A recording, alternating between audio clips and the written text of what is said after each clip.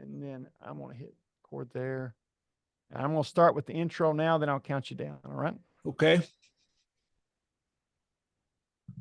Welcome to the FHU Leadership Podcast from the Center for Excellence in Spiritual Leadership at Freed-Hardeman University, the podcast dedicated to developing and encouraging spiritual leaders for the kingdom. And now here's your host, Dr. Josh Ketchum.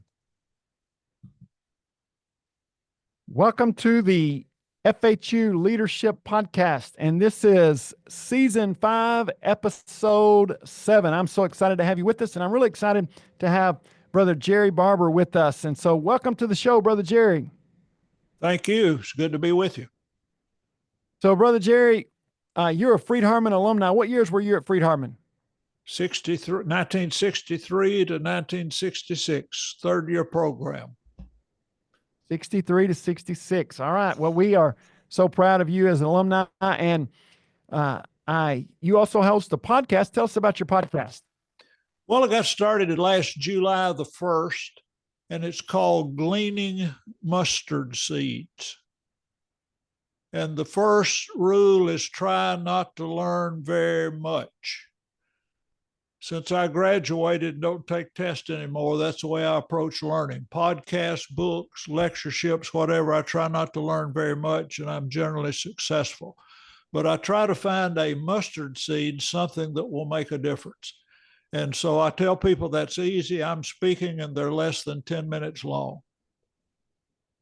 They are really good. I think I've listened to every one of them, and I would really call them the wealth of wisdom from your life that you're disseminating to future generations. Like you are just putting all the things that you've learned and experienced and your wisdom and just sharing it for future generations. Is that kind of the perspective you're taking on it? That's the way I got into it. A year and a half ago, our daughter Christy and her son Braden suggested I start a podcast, and I said, don't want to be responsible for showing up every week. I talked to a cousin about once a month in Dallas that he grew up in Michigan, but we talk and I tell a lot of stories. He said, are you writing all these stories down? I said, no. And then I got to thinking, I don't want to write them down, but I don't mind talking. And so that's really the way they got started, just telling stories. I love the stories. I just give one little appetite to whet people's appetite. The story you told about the boy, how do you trust people? The story you told about the boy and him loaning money from you was a wonderful story that I loved and want my kids to listen to. And so I appreciate what you're doing.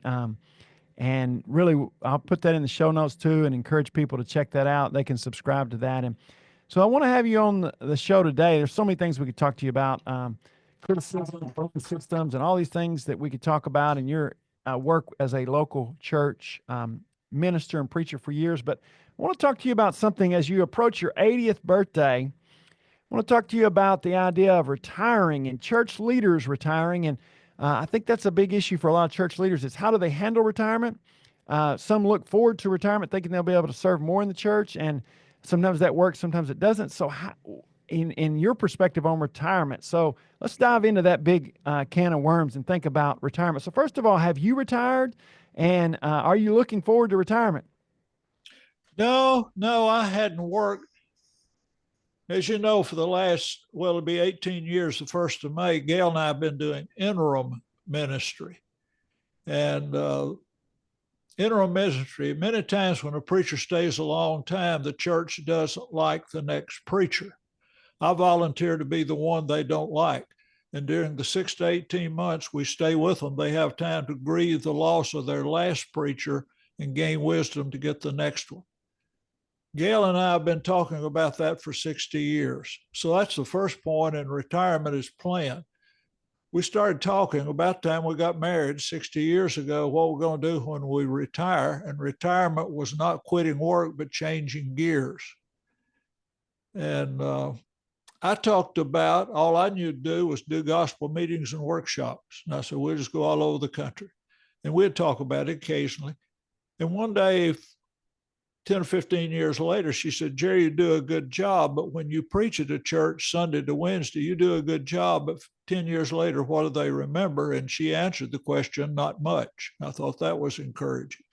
She said, I'd like to go and stay for a while, 6 months or a year. And I said, that's great. Don't know how we'd do that.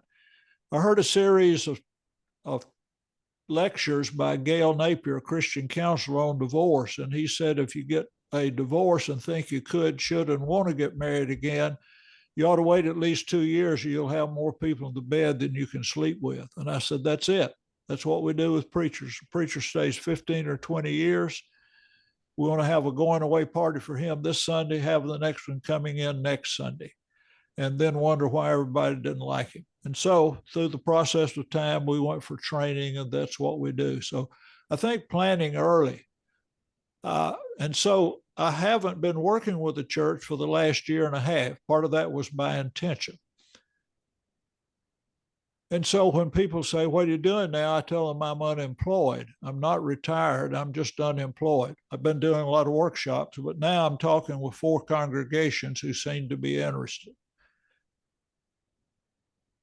So what have you seen in watching elders, watching deacons, and watching ministers? What have you seen some of the dangers in retirement? And I know that may be an odd question, but what are some of the dangers that you see that often are pitfalls for men, and especially as they approach retirement?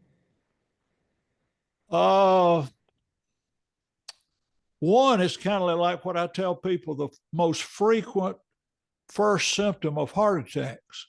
You know what or heart trouble, you know what the most frequent symptom of heart trouble is? According to what I've read, it's sudden death. You know, you had never had any heart trouble before. No, that's the most frequent symptom. And literally and figuratively, a lot of people die when they retire just to have fun or do nothing. Maybe they don't even plan to have fun. They just don't want to work anymore. And the light goes out of their eyes as I see it. And a lot of times it hurts them physically, mentally, spiritually, and other ways. My dad used to say, if you do something you like, you never have to go to work a day in your life. And people say, why don't you just do what you want to do? That's what I'm doing. Plan to keep on doing as long as I can breathe and talk.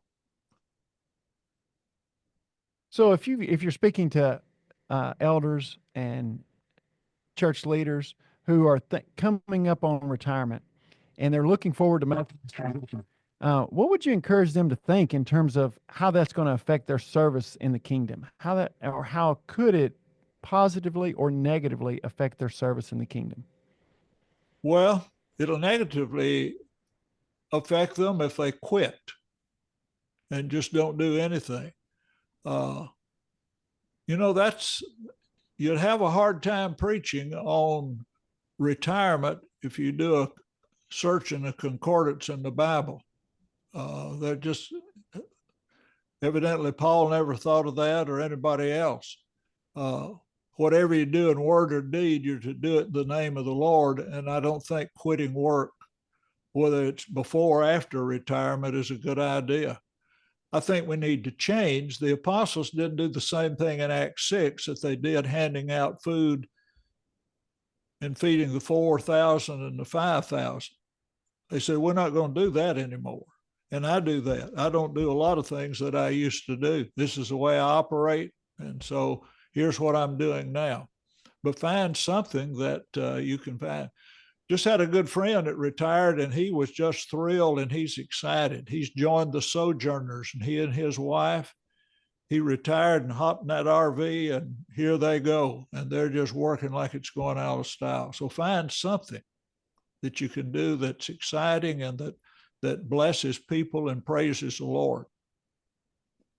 So really you need to have a purpose. You need to have a mission. That mission might change from your vocation, but you need to get something that you're caring about. And that the Lord's church offers a lot of opportunities, doesn't it, for leaders to get more involved in that with the church.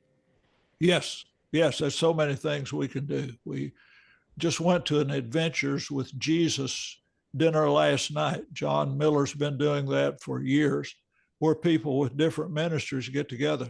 People in our area, they go to Church of Christ disaster relief and help pack boxes. And some men drive the trucks when there's a disaster. And there's just so many things. There's children's homes that need help. And there's Tennessee prison ministers. They're just begging for more counselors who will be mentors for men and women getting out of prison.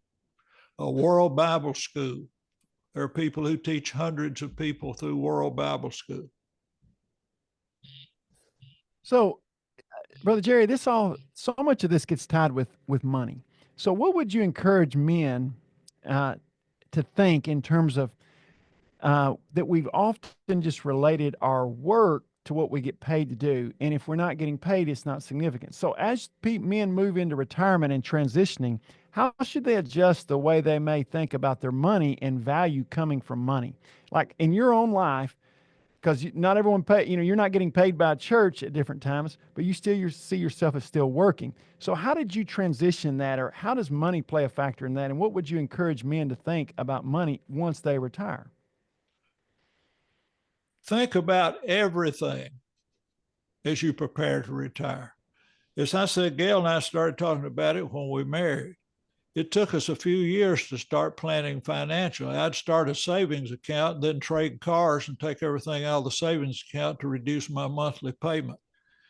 And it occurred to me some years later, if I keep doing that, I'll have nothing. And so we started planning to be prepared. We need to prepare spiritually, as a family, mentally, physically, and financially.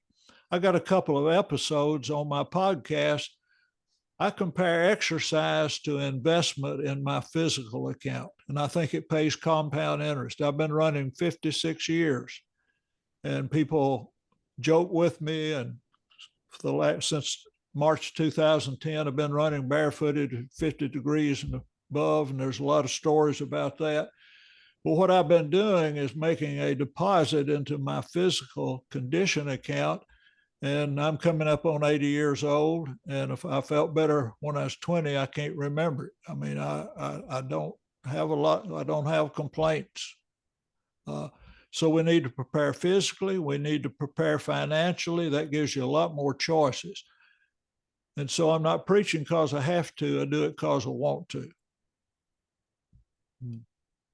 So we need to prepare financially, need to prepare physically, emotionally, and spiritually. I don't want to start blowing money just because I'm retired and have a little bit in an account. I want to be very responsible. We still live on a budget, same way we did before we retired. Not going to quit exercising as long as I can wiggle. It's just I make a deposit regularly. So preparation. What about that emotionally? Did you experience any struggles with the emotional adjustment to retirement? And do you, in your observation of other men church leaders and others who have gone through retirement, how did you witness them emotionally handling that? And what were some of the struggles they faced? Well, a lot of times they're just lost. They don't have anything to do, and their family. Well, one of the things that Gail dreaded was, she said, I don't want you just hanging around the house all the time. I've heard other women. Yeah. So I don't. I've got we're living in a house that Daddy built for us when we came to Nashville in 1988. And upstairs, I have an office, have had it ever since. I get up, eat breakfast, come up here. We have lunch together. We may do something during the day, but a lot of times I don't come down till 6 or 6:30 at night. I got things to do, blogs to write. And on the emotional, here's the interesting thing. Since May of 2007, until we finished at Pacific, Missouri, the last of August, year before last, I've only been off 2 months at a time. Thankfully, we had places to work. We took off purposely to promote Gail's book, but for some reason, nobody wanted us. And so I had some problems adjusting to that. People say, well, where are you now? Well, I'm unemployed. And it took me about 1.5 years, and now I'm enjoying being unemployed so much. If one of these churches wants me, we'll go. And if they don't, I'll still be happy. I got plenty to do. And if I don't fit into one of those, that's fine. They need to do what they need to do, and I'll keep doing what I'm doing. So you don't define your purpose by the paycheck, and if you don't have someone else giving you what to do, you find things that interest you, and it's kind of like an open opportunity for you to invest in by the things that you care about. What I've been doing for decades is I keep up with my time. Earl Nightingale, that helped set my future. He had a course called Leading the Field, 12 messages of 15 to 17 minutes long on how to be successful in life, which he calls progressively realizing a worthy ideal. And one of those was on a disease he called panophobia. He said panophobia is fear of everything, and a lot of people fear that they're being paid for more than they're worth. They're not working enough to deserve it. And I thought, well, I think I am, but let me keep up with my hours and see if I am. And so I'm working now about 5 to 7 hours a month less than I was when I was employed. And so I'm putting in the same hours doing what I always do. I study, I think, I produce, I write, I talk, still do a lot of workshops. And it's just a matter of finding out what you want to do and do it. Yeah. So that gives you purpose, whatever that is for whoever's listening out there. So, Brother Jerry, you've worked a lot with churches and ministers who retire. So let's kind of transition a little bit and talk about what it was like for a minister to go through retirement after he's been with the congregation to move into retirement. What are some of the dangers or challenges, I guess would be a better word, for ministers and churches when it gets to that time where he's going to retire? Biggest problem is not planning for it. I talk to friends, I talk to folks that I meet. When I work with an interim church, I suggest to the elders, before your preacher preaches the first sermon, discuss how long do you want to stay here and how you're going to leave. And a lot of them don't ever plan to leave. And as a result, the church gets ready for them to leave before they get ready to leave, and they are crushed. Now, being fired is not fun. I remember December 19, 1976 at 10:20 in the morning. I just taught a Bible class, and I was getting ready to go into the auditorium to preach. And one of the elders said, Brother Jerry, I think you ought to think about resigning today. I'd never thought of that. So I know it's not fun, but when you get on up into your 50s, 60s, 70s, and 80s, you're probably not going to be as lively and not ready to do and relate to people like you need to. So why not initiate? I compare it to writing a will. You can either write your own will and distribute your stuff like you want to, the state will do it for you. I think I can do a better job. I can either plan what I'm going to do in my later years, or probably the church will do it for me, or wish they had, and they're ashamed to ask, and so they're paralyzed, and I'm ineffective, and it's just not good for everybody. So plan it. When I went to Bears Chapel, my last full-time work, I told them, if you're looking for a 20-year man, I'm not him.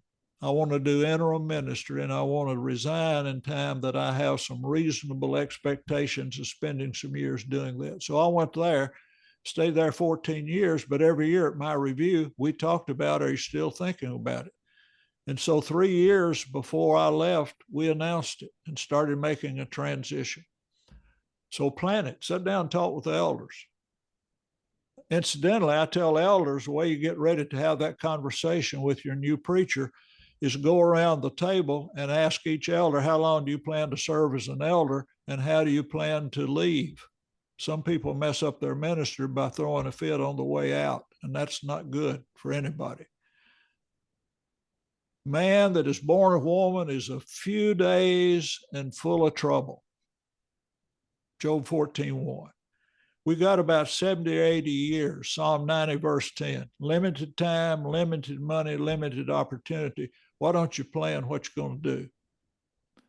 And so one of the things, and again, this is one of my podcasts, one of the things that's been helpful to me, 26 years ago, Gail and I planned our funeral.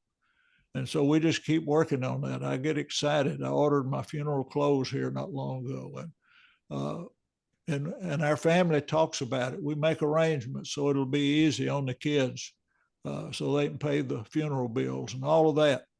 A lot of people don't want to talk about it because they don't want to think about it. Some of the most disappointed preachers I've seen are people who have been at a church for decades and then they're released, either suddenly or the elders say, why don't you think about the next 2 years? You need to be finding somewhere else, and they're devastated. So I would say to preachers, initiate it. I would say to elders, initiate it. Talk about your funeral. You're going to die if the Lord doesn't come again, so let's plan it and have a good one. Yeah, I've heard you say something to this effect. The ideal is 2 weeks before they want you to go, right? I mean, right. You'd rather Yep. You'd rather leave too early than too late, right? That's it. And so the trick question, Brother Jerry, is for the minister out there that is, let's say we got a minister that's 63 years old and he's been with that church 15 years. How does he assess that? How does he know that? And let's say there has not been annual reviews. There has never been a planning on this. So how would you recommend him going about that now? Like, how does he assess that? Well, if he has enough courage, introduce it. But see, he's 15 years too late. What do you do if you get to 65? You got Medicare, but you got $25 in your savings account. How you going to make arrangements for your retirement? Well, you're about 40 years late being worried about that. I don't know how you repair failing to plan. But if you suddenly decide you need to do it, I think it's good to introduce that. It takes a lot of courage, scare the daylights out of you. What if they say, yep, we're ready for you to go? One of the things I've done, when I moved in 1988, I studied the transition process. I resigned in Dalton, Georgia, wasn't mad, loved people, still do, still go back. But I resigned with nowhere to go. I thought it was time to leave. And so I studied the process. I taught with 16 churches. 8 out of the 16 had fired their preacher. Every one of those 8 of the 16 who had fired their preacher had appointed new elders 2 years or less. Didn't learn very much, but here's my mustard seed from that. Why in the world would you want to aggravate each other trying to get a preacher to leave? And so every time since that time, when we appoint new elders in the church where I serve, I resign and apply for the job. So far, I've been hired every time. But if I wasn't, if they don't want me to stay, why would I want to aggravate the process? So it's worked out well for me. I resign every time we appoint new elders. And so I think you just need to introduce the idea. You got to be willing to talk about this and plan about it and really understand that this is a transition process and that there's going to be some grief.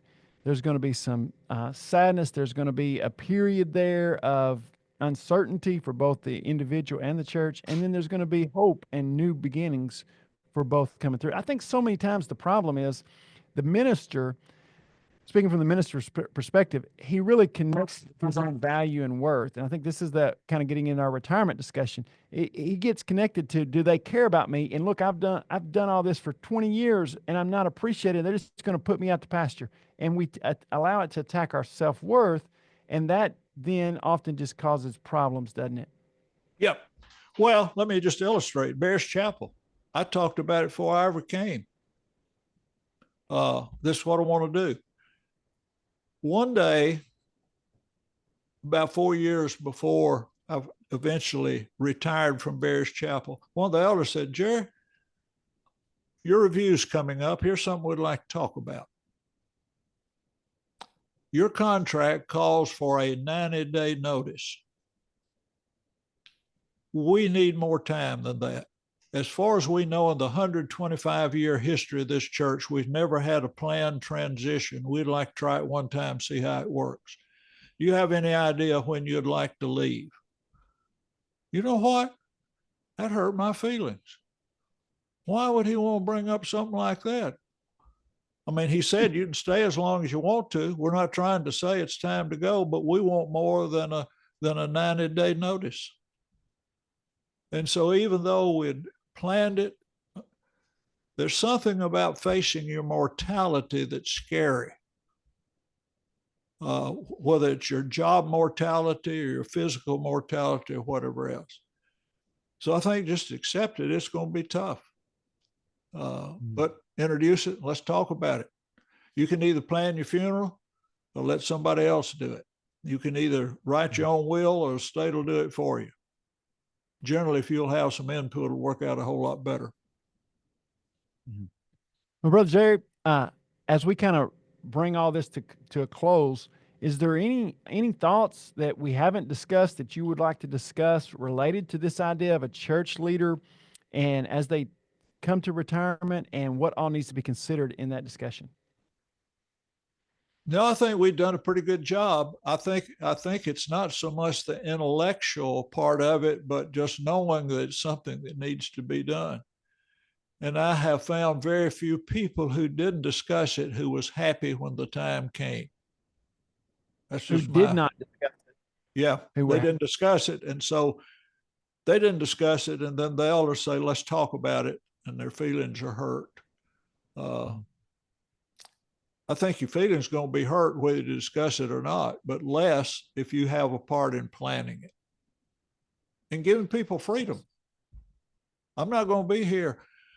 Every place I've worked, we've worked with 10 churches, and every place where I've been, they've asked us to stay. I think more out of politeness than anything else. One church, they said, would you consider staying here? At that time, I said, I was 63 years old. I said, if you're looking for a 20-year man, I'm not your man. And no, I didn't come to do that. I signed a contract I will not consider or be considered as the next preacher. So eventually we'll get to a point where we're not effective anymore, either because we're dead or whatever the reason is, unless we die early. Mm-hmm. So I think the main thing is just our hope is in our pain. And talking about painful topics is painful, but our object in life is not to be comfortable. It's to be effective. That's good. That's good. And that really applies to any man or woman who's coming up on retirement, is that it's going to be a painful process. It's going to be a transition, but you got to talk about it. You got to discuss it, and you got to plan. And then this all goes back to what we started out talking about earlier, is you never retire from the Lord's work, is that actually retirement could be an opportunity to invest in family, invest in the church, invest in your own pursuits more that give you a purpose for the mission of God, isn't it? That's it.